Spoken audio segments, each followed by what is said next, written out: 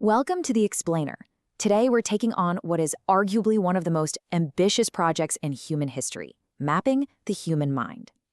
Specifically, we're looking at the classification of psychological disorders.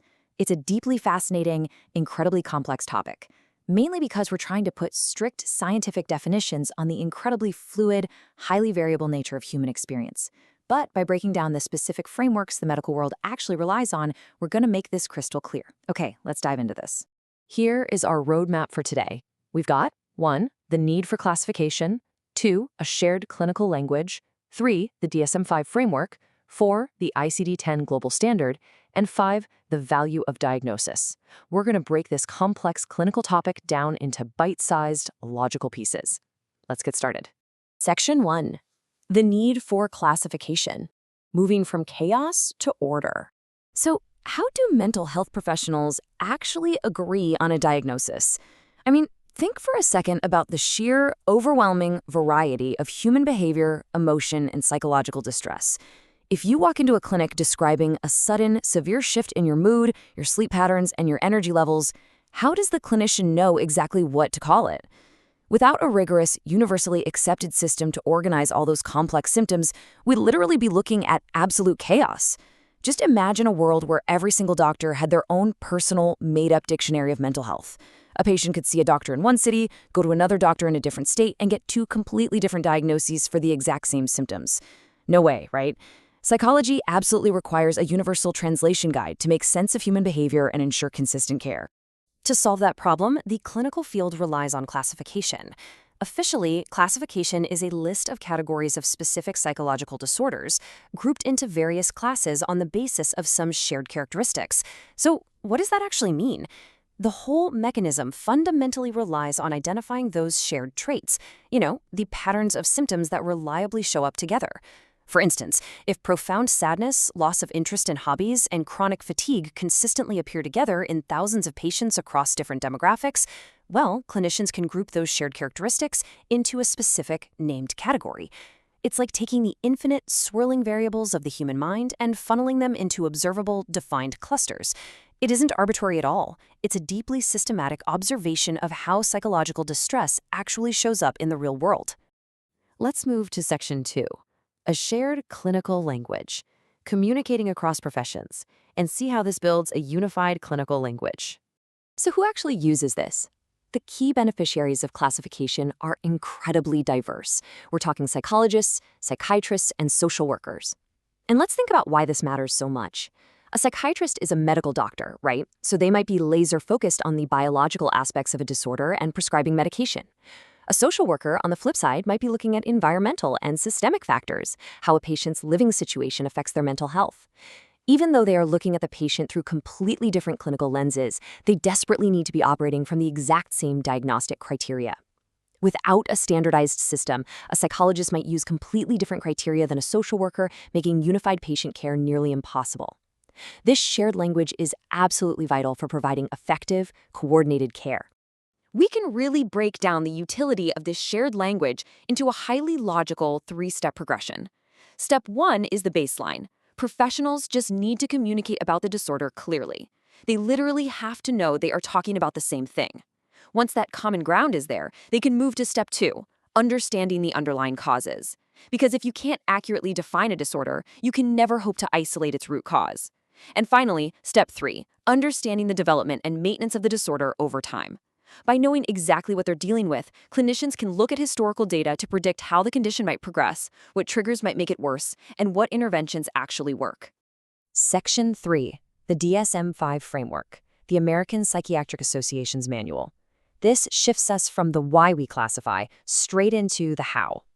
And that brings us to the first of the 2 major world systems, the Diagnostic and Statistical Manual of Mental Disorders, 5th edition. You probably know it as the DSM-5. This document carries immense weight. It's the official manual published by the American Psychiatric Association. In the United States, it is the standard by which almost all psychiatric diagnoses are made, researched, and documented. It really represents the culmination of decades of research, intense debate, and consensus among top experts. Now, what's really interesting here is the DSM-5's clinical approach. Notice that it presents discrete clinical criteria, which indicates the presence or absence of disorders. This binary approach is incredibly important. The DSM-5 doesn't just offer vague, flowery descriptions, it gives clinicians highly detailed, rigorous checklists. You go down the list, and a patient either meets the required threshold for a diagnosis or they don't. While human experience is obviously a vast spectrum, this discrete categorical approach is designed to leave as little room for ambiguity as possible. It means a diagnosis in New York relies on the exact same strict checklist as a diagnosis in California. Let's shift our focus to a more global perspective. Section 4, the ICD-10 Global Standard, the international approach to diagnosis. While the DSM-5 is incredibly prominent, especially in the US, we have to contrast it with the other major diagnostic framework. Look at the authors here. The APA handles the DSM-5, but the ICD-10 is prepared by an entirely different governing body, the World Health Organization. This really contextualizes why these manuals have slightly different vibes. The APA is deeply zeroed in on psychiatry alone, but the WHO? They're a massive global health organization responsible for mapping out all diseases across all fields of medicine all over the world. To give it its full proper name, we are talking about the ICD-10 classification of behavioral and mental disorders. The 10 just means it's the 10th revision of the broader international classification of diseases. What is so powerful about the ICD is that it integrates mental health directly into the broader classification of all human diseases. It puts psychological conditions in the exact same overarching framework as cardiovascular disease or respiratory illness. It's a huge statement about the parity between physical and mental health on the global stage. And this brilliantly illustrates just how rigorous the system actually is. Inside an ICD-10 entry, you'll find a description of the main clinical features or symptoms, other associated features, and strict diagnostic guidelines. It's not just dropping a name. It walks the clinician through exactly what the primary symptoms look like, what secondary traits might tag along, and the absolute guidelines for confirming the diagnosis. These layers work together beautifully to prevent misdiagnosis. It's also absolutely crucial to recognize the borderless reach of this manual. The ICD-10 is the classification scheme officially used in India and elsewhere globally. It really is the international standard, and that has massive human benefits. Because of the ICD-10, if a patient moves from New Delhi to London, their medical history travels seamlessly with them. The receiving doctor knows exactly what the diagnosis means, ensuring continuity of care across national borders. Let's bring the why and the how together. Section 5, the value of diagnosis, making sense of the alphabet soup. So the crucial point is this. Classification isn't just about labels. It's the absolute foundation for understanding and treatment. This is the ultimate takeaway.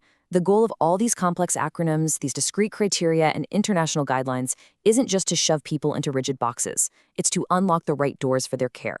Whether a clinician uses the DSM-5 or the ICD-10, these conceptual maps are the foundation of understanding psychological disorders. By naming the distress, science and human empathy can finally coordinate to help people heal. I want to leave you with this thought. If our understanding of the human mind is always evolving, which it is, how might these clinical classification maps change in the future? These aren't static, unchanging stone tablets. They are living frameworks that have to adapt to new discoveries. The human mind is an endlessly vast territory, and our mapping has really only just begun. It's going to be absolutely fascinating to see how these criteria shift as our scientific lenses get sharper. Thank you so much for joining me for this explainer.